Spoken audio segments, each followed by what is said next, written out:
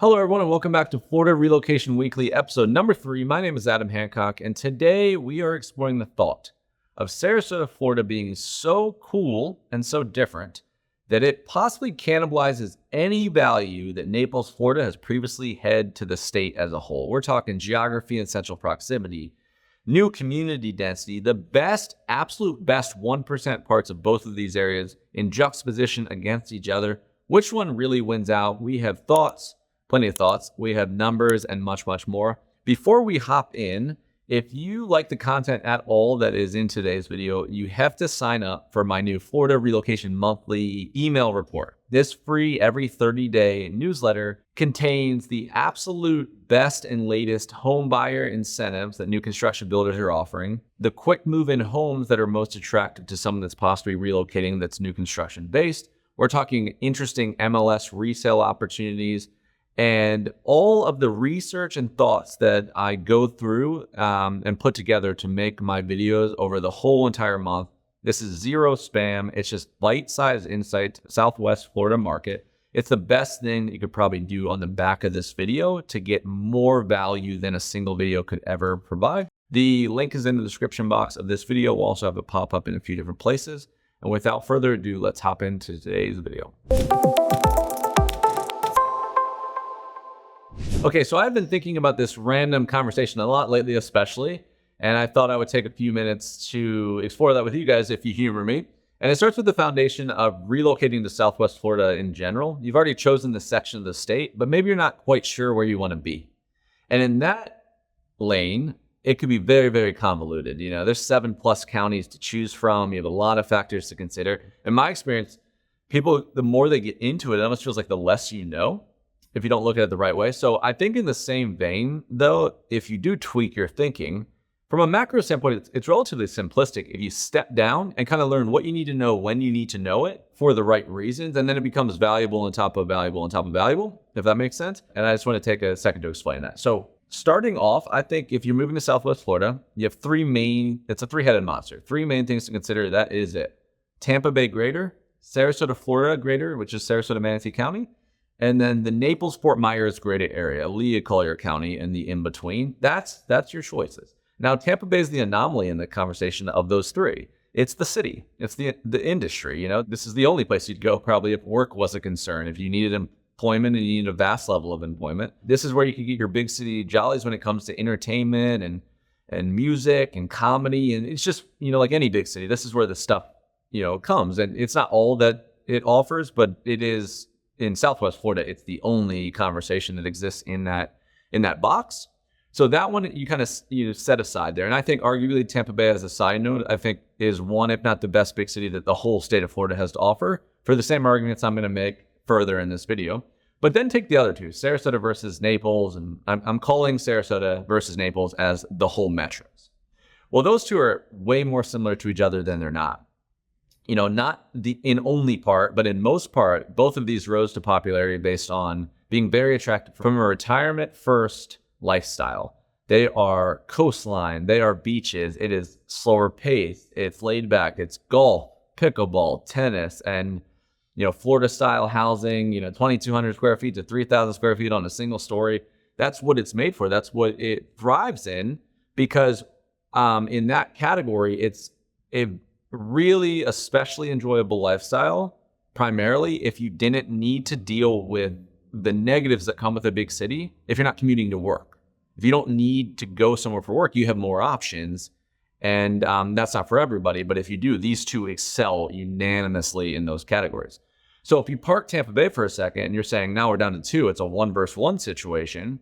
The beginning of my argument in this first point of this video is to say, as a devil's advocate standpoint, if you were forced to choose, you had to choose one of the two based on already being in this part of the state and not wanting to be in the big city, which one would win out?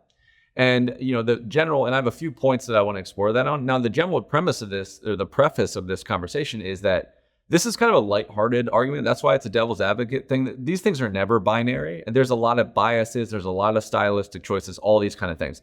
However, I do feel like by trying to argue something like this and try to explain and articulate something like this, at least the way my brain works, it's one of the greatest ways that you can learn a lot of information very, very quickly by having a theory that you're trying to experiment and prove right or wrong. So that's what I want to do here. I think it's going to be an interesting argument. Let's kick it off with my first point. All right, if I had to sit in a room and argue with anyone about these two metros, I think it'd be incredibly difficult to make the case that Naples, Florida beats Sarasota out in most individual categories from an apples-to-apples standpoint. And this starts right off the bat with me with geography. My overarching premise on all of these kind of conversations is I would prefer to choose a happy medium if at all possible. If I had to be only in one place, I would choose what's best for me and my family individually. That's a micro niche decision. But I would also, feasibly, I'd like access to the best that the state had to offer that in close surrounding to me, in close proximity to me. If I could, that would be ideal. And this goes right back to the Tampa Bay, Florida proximity. I just made the case for the last 5-6 minutes that it's Tampa Bay over here. And then all the way over here, it's Sarasota versus Naples. One's different than these two. So if I'm choosing one of these two, it's either if I chose Sarasota Naples already, and maybe I can afford the luxury of having that retirement-based day-to-day lifestyle. Well, wouldn't you, if you could choose one other to be next to, wouldn't you rather be next to the big city? So you get the best of the small and the best of the big? Because you might love to come home to the lovely, retirement-based Sarasota or Naples day-to-day. But, every time you want to go to a sporting event or a concert or stand-up comedy, large international malls, just big cities get stuff first, but you don't want to deal with the minutia, the traffic, and all that 24 hours a day, then why would you choose more of the same that you already have? And to have all that Tampa has to offer, 45 minutes to 1 hour, that close to Sarasota, pretty much unanimously across the board, other than if you get real on the outskirts of Sarasota, I think it's really safe. It just adds a big safe layer on a decision. And me being like an economics first kind of person thought-wise, to me, it's a slam dunk because no individual city is completely safe. Now, the Southwest Gulf Coast is a little safer. I mean, like a little bit like hurricane history, and it's in the hands of the gods. But just generally, and I like the calm waters, and I like the central proximity of the entire region. But if you add Tampa plus Sarasota, it's a 1 + 1 = 3. It wins. It's such a stronger argument than any other combination of a big city, small city next to each other in the entire state of Florida by far. Atlantic coast, Northeast, Panhandle, South Florida. I think it's a combination of the two that makes it way sexier than the single one, even Sarasota itself. And if you take Naples, as far as like the similar argument, just even in the Naples area that would be most similar to Sarasota isn't all of it. It's very far south. There's nothing below it. Basically, it's Marco Island. It falls off into the Everglades. So even Naples, the heart of Naples is 2 hours one way to Sarasota, let alone even further from Tampa and further from Orlando. So Sarasota basically would get you closer to Tampa and a bonus get you closer to Orlando. Now, if you looked at the other side, just to be fair, and said, okay, well, where does Naples excel in the same outright? Well, it really would be close. It's unanimously closer to Miami, West Palm Beach, and that part of the coast because of the southern location. But it's not that close. That's the problem, right? Like if you viewed Sarasota, your big downtown being Tampa, well, you're at bare minimum 2 hours plus one way of a similar Naples conversation. And that's not even to make the argument that I'd much rather go to Tampa than Miami. But there's not, most people aren't going to view Naples, Fort Myers downtown as the Tampa of Naples. So I'll kind of let that rest. So I think that would be a strong argument. And then if you just throw a third bonus on the back of that, airports. I know people traveling here, like a lot of the people that move here are New York, New Jersey, Illinois, Ohio, Canada. Now we're in a lot more California, Washington State, Nevada, Arizona lately as well. So, you're going to leave family behind. You're going to leave maybe a second house behind, and you're going to need large airports to travel. And the largest airport that people mainly use, especially like Canadians in that part of the world, in the Naples area is actually in Fort Myers. It's the Southwest Airport. Well, that's 40 minutes one way from downtown Naples. Tampa International is 45 to 1 hour from most of Sarasota. So even Naples isn't that close to its own airport. So that's not to even say the regional airports or the SRQ airport or anything like that. So in a geography conversation, I don't think there's many arguments at all that you can make for Naples winning out as far as central proximity. That's my number one. Okay, the second major point I would like to reference is in relation to new construction housing in the suburbs. If you go throughout the state of Florida, especially if you start to narrow in on the smaller beach kind of coastal based towns, it is very atypical to have a high density of new communities to choose from. These areas, they got popular first. This is what Florida got on people's radar, and the areas that are popular now were also popular then, and then everything really rippled from there. So there's just not swaths of land that people didn't know about that are just prime necessarily for building a ton of homes. Well, Sarasota, Florida holds about 12 to 13% of the total active new communities the entire state is building at one time right now, which is just, I can't harp how unusual that is. Like if you look at the comparable towns, you wouldn't say Orlando, right? But it's not that far off that. You'd say the Panhandle or St. Augustine or Vero Beach or Delray Beach. They don't even have half of the new construction housing that Sarasota offers. And this becomes really, really important. This is a unicorn statistic because it becomes really, really important. 90% of people that relocate with us, and that's kind of all we are doing. It's like my art form is relocation. And a lot of times on the back of that becomes new construction, aren't on the beach. They're not right on the coast. It's kind of difficult to do exactly that. But where Sarasota and Naples especially excel, I've talked about this a lot on the channel, if you go west, you have everything. That's where these are really, really special because all of the town, its historical value offering is in one spot. Both of these towns, the downtown major thoroughfare and the beaches and all the shopping districts, if you go to one spot, you get them all. It's the same with Naples. It's the same with northwestern Sarasota. So because of that, it's very hard to also live in that exact area. Yes, the 1% of the 1%, absolutely. But even if you had the means, I'm not saying anything like that. I'm just saying like you might not want to be willing to take the sacrifice monetarily or lifestyle wise to do that because it's going to be most likely it's going to be mature housing that's going to be more than twice the cost and probably half the size. So because of that, over time, we found that probably, I'm saying 90+% of people end up living 7 to 15 miles one way from the bay and the Gulf. And in that scenario, because you want close access, but you want more, in that scenario, new construction community abundance is really, really advantageous because if you're taking a 20 to 35 minute sacrifice because you're not right on it, then that should afford you the ability to get more space, to get newer space. And if you're relocating, especially the logistics and the timing and the liquidity advantages to buying a new community, if you're selling a house especially, is really, really interesting. So that's one. Number two, it's not just the density, it's the orientation. This is where the Naples or Sarasota would come even more in play. Because Naples and Fort Myers is a big area, but Naples, Fort Myers, General Metro, like if you look at like the amount of communities available that are technically new, it's not as much definitely in Naples, but it's not nothing. It's more than most other ones in the state besides Sarasota. So if Sarasota is building 160 plus active communities, well, Naples is building 90, 80, but it's where they're based and what that means. Naples to me is a shotgun spray scatter.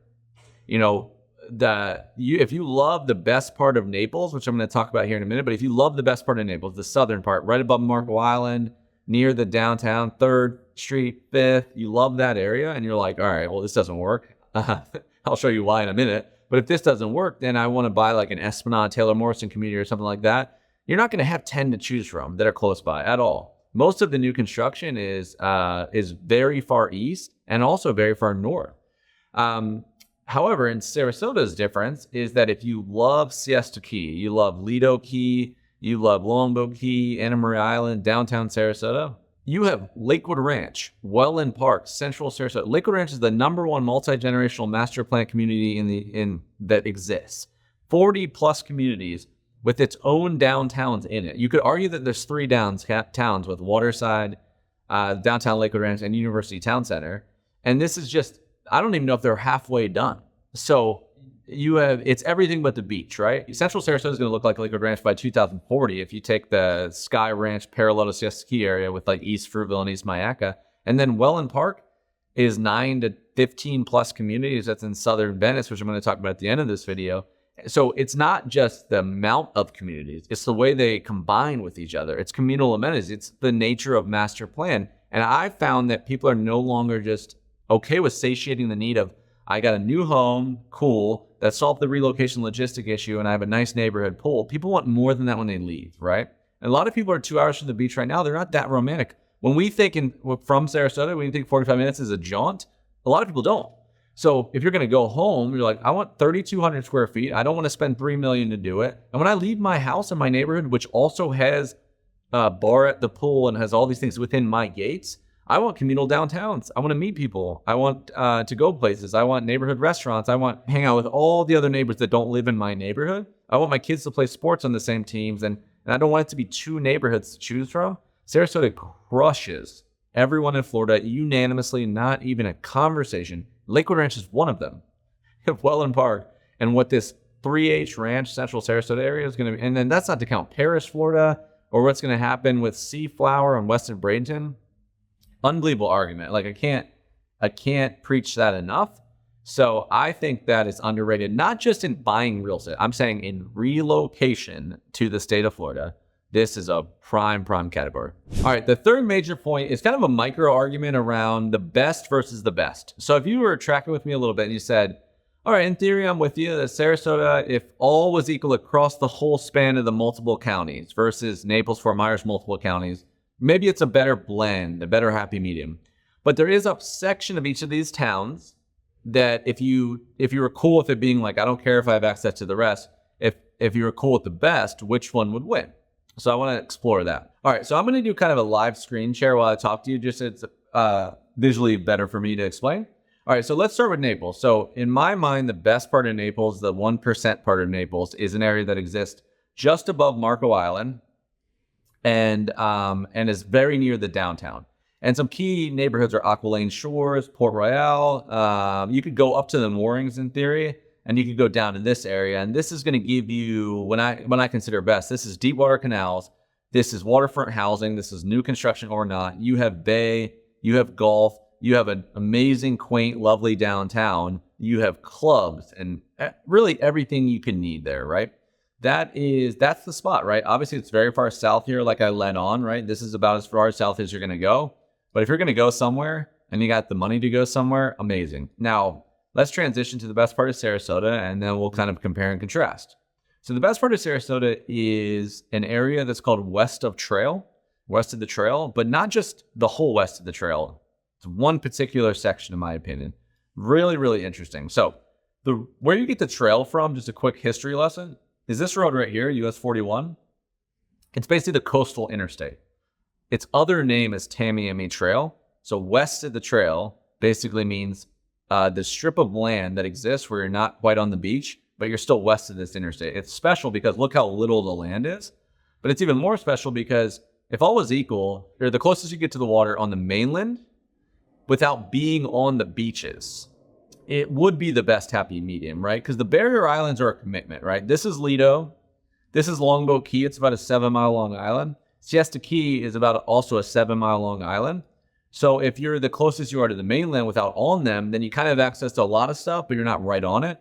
Also, there's about a 3 to 4 neighborhood strip that's even more special than that. Because west of the trail goes all the way down here, right? This might be an overkill of information, but it goes all the way down here, right? But it starts to get a little bit less attractive because you could be close to water, but okay, so how do you use it, right? Where are the bridges? Where do you go? Like, where are the beaches? You know, that's the problem, right? So the value, even that, well, that's an amazing argument, right? That's like, all right, so you're like, all right, the rich get richer. That's a weird argument, but the value does delineate if you get a little, like 1 mile north, 1 mile south, it's very different. And that is because it's access, right? So if you're in a strip that's, I'm not gonna get crazy about this video because it's random, but if you're in a strip that I would say, even Granada is a little stretch, but if you're Granada, Cherokee Park, that's probably my favorite neighborhood in Florida.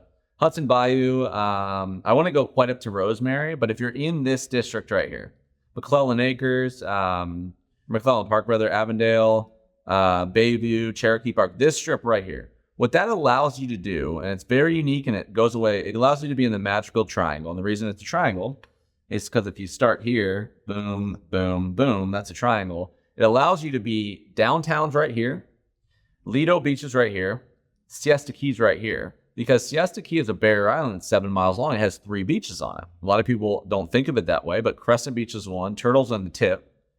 But the northern beach everybody wants to be by is right here. The one's called Sarasota, right here. Siesta Key, the main northern beach is here. Lido Key's right here, and it has its own beach. That's like a very underrated beach. And then lower Longboat Key is where the Longboat Key Club. So if you're here, you don't necessarily need access to the entire islands. And you also probably wouldn't sacrifice living up here. Being on Longboat Key to be on Longboat Key takes you away from the rest of the offering. So if you're right here, you look to the right, you're downtown. You look to the left, you're here, and you look down, you're here. This is 3.5 miles. This is 6 miles one way. But on top of all of that, downtown Sarasota is the cultural coast. Like this section of town is the cultural coast. It has the highest density of physical stages that you could watch like a theater type of performance on, art galleries and anything in that category, than anywhere like it. All the shopping, dining, all that kind of thing, Zagat rated restaurants, all that kind of thing, because no one's jumping over to downtown Sarasota to work mostly, unless you're in hospitality. But then all the rest of the shopping, for the most part, that's not suburban. Lido Key has St. Armand's Circle, which is like a John Ringling design, 100+ shops, boutiques, restaurants. It's like a really high-end bougie shopping district for the beaches. And then Siesta Key, the main shopping district of Siesta Key Village, the main entertainment district, is all from Northland Island. So all is not equal. If you're in this circle, the value of what you get in proportion to the Naples version of that. Naples has a downtown. It is near water. Yes, lovely, lovely, lovely. But to be here and get all of this, I think the offering is way greater. And then if I transition to pricing, that makes it even more interesting. Where Sarasota wins in a lot of categories, it does not necessarily win in the level of luxury housing you can get. If you're from like a Miami or parts of Fort Lauderdale or parts of like that the Palm Beaches area, where you're like here, Naples has more than that than Sarasota. Sarasota, you're not buying $30 million condos and $30 million houses. Like 10 to 15 million are like historic sales in Sarasota. And you can see here, like those Naples zip codes that I mentioned, which I'll go back down for a second. Sorry, this is getting a little hairy, but I'll go back down here for a second if you are interested. Those Naples zip codes that I mentioned, which is going to be basically this district right here.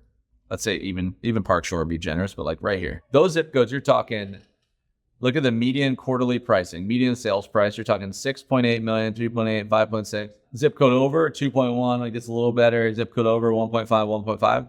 You go to the Sarasota version, that zip code I showed you in the heart of the area, the closest to the water, this is the median sales. And these are unanimously, no one would call these affordable if you're in Sarasota. This is for single family homes.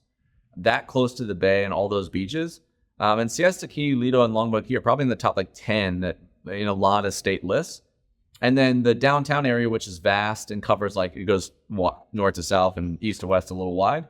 Even that isn't as crazy if you take it, like what I'm saying is we don't have this 6 million. That's a median cost. If your median's at 6 million, 50% of the homes cost more than 6 million. So on average, what I'm saying, you get the best part of Sarasota. I'm not saying this is affordable when it comes to the world, but get to the best part of Sarasota. The chances that you will fall in a bucket that has the feasibility to solve that problem is way greater than Naples, because the plan B from both of these options falls off the table very, very hard if that was your dream. There's not a plan B or C that satiates it well. So what you need is a better shot to satiate the plan A. And I think Sarasota's blend offers that a little bit more. All right, my fourth and final point for this video before I kind of have my bonus boomerang thought at the end is related to Venice, Florida's expansion. So historically, Sarasota, really, they didn't have all these suburbs that I mentioned. All that new construction, like the way it looks today, you didn't have all of that. So if you didn't have all of it previously, right? Like Lakewood Ranch, that big one I talked about, was built 1995 plus, so this is all very new. Most of this wasn't around when I was growing up. So it's simpler. But what was around was the area I just talked about in the last section. That was always kind of hot. That was prime. That's one of those areas that, John Ringling came to and developed it. And, that was the en vogue area. Well, below that is an area called Venice. It's another city. Sarasota involves 5 cities. Sarasota, Osprey, Nokomis. Those are kind of drive-through towns a little bit, at least definitely back in the day. Northport, Englewood, maybe more than 5, and Venice. But Venice was the one that was viewed as junior Sarasota. It's just as coastal, if not more. It has its own beaches. Venice Beach, Casper Sand is like Shark's Tooth heavy. Brohar is the only dog beach in the county. Minnesota Key's below it, so you have access to that. Casey Key's in between it, On paper, on a map especially, it looks very similar in the value prop. It has its own downtown. It's not a barrier island, unlike the Sarasota beaches, so that the mainland feels a lot more coastal because you're not separated by bridges, which does feel like a different world a little bit. However, it wasn't viewed exactly the same because, it's sleepier. It's the downtown sleepier. It's more historic feeling. It's a little slower. The median age was a lot higher. At least growing up, like that's the way, and still today, that's the way people really view it. It's, the 45 minutes one way from downtown Venice was a sacrifice to get to where everybody ideally would have chosen if they could have picked between the two. So it was a little bit more affordable. They didn't have all the luxury condominiums, and it was just different. But it was different in that people, it was B versus the A, which is my last section, right? But that has completely changed. I would say that they are still very different, and a lot of people still do view it as junior. But where Venice really went, they kept a lot of the affordability, but they added a ton of new construction with the Welland Park district.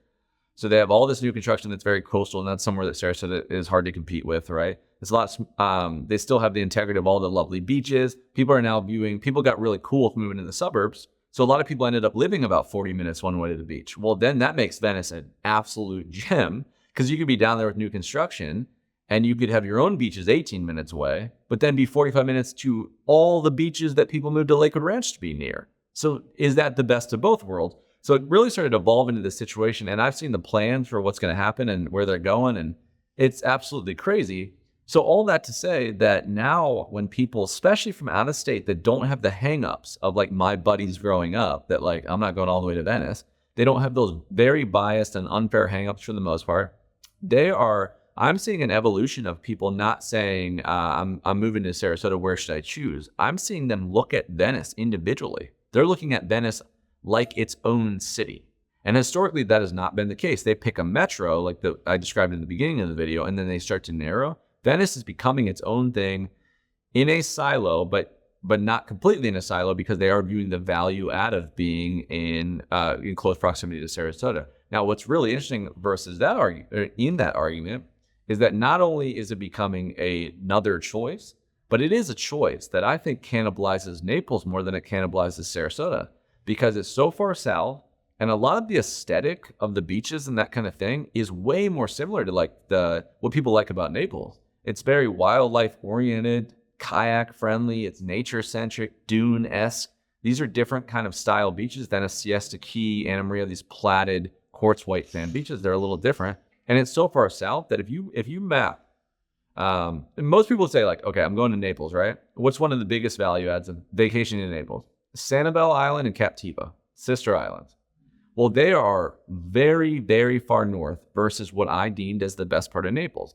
If you look at Venice versus Naples to those islands, which no one would consider those islands Sarasota Islands, they would all consider them Naples Islands. It's one is 2 hours away and one's an hour 40 minutes away. So even just like the airport argument, even Naples, the best part of Naples, isn't that much closer to what most people would deem one of the biggest value adds to being in Naples at all from a town that's not even based in the metro, if that makes sense. So I do think the diversity and the abundance that Sarasota is expanding into and going south does hurt a little bit of the value add of Naples because now Venice has access to Sarasota. It has access to Cape Coral, which has more waterfront canals than Venice, Italy. Captiva Island, downtown Fort Myers isn't that far. You got Punta Gorda with all the Babcock Ranch accessibility. This makes Port Charlotte more accessible as far as affordability in general. You could go on and on and on. Obviously, you could reach out if you're curious in any of these thought exercises, but just something to think about as my fourth point. And let's hop to one more interesting kind of little take, and then we'll wrap up. All right, and we got a little asterisk bonus point here. And the reason I said boomerang is because this is where I just went pretty hard at arguing that Sarasota is better than Naples in a lot of capacities, but this is one where I would maybe argue against that. So we are swinging this back. And this is a random one, but it came out of a conversation. I think it's actually very, very enlightening. I hadn't thought about it quite this way as deeply, but it came out of a conversation. If you've never met Brianna Smith, who's on my team, I'll pop up her headshot here. She has a unique perspective because she's one of the only people, in addition to me, that has had a vast amount of experience amongst a bunch of different metros in Florida, and especially in Tampa, Sarasota, and Naples. So she has a interesting take. But anyway, I was speaking to her about like just the argument of in what category could Naples possibly win, right? Yes, I get, just like when you go to Texas and you're like, why does no one do pool screens? Why does no one do screens around their pool? Like Lanai screens around their pool. And you ask a bunch of people and you could say hail and wind and stuff like this, but I still haven't heard a great argument other than it seems like everyone I asked hadn't thought of it. Not a great argument, right? Probably not unanimously true, but I'm telling you, I've asked a bunch of people, and it was like the first time they've heard it. Well, it's similar in like the Naples thing. I'm like, yes, I understand that if you're in South Florida, you have family, you're in West Florida. I understand that you maybe stop in Naples before you went all the way to Sarasota. But I hadn't heard a lot of arguments where like it wins outright beyond very stylistic stuff. Like I'm talking like economically, why it would win outright. We were talking about just coastal proximity, but the vastness of it, right? So if you go to the 1% parts, you go to the west of the trail, you go to the part of Naples that I spoke about, right? And then you're like, I love that. Well, naturally in Sarasota, most people go to the suburbs, like I mentioned, right? But what if you love it and you're like, what are my other options? Like that can't be. Are you saying that's all I got? You know, like I'm either there or I'm not. Well, one thing about the Naples orientation, I talked about so much about how far south that is and how negative that would be because you're far from everything once you get to the Aquilane shores of the world. Well, the reason you're so far south is there's a ton of land above it.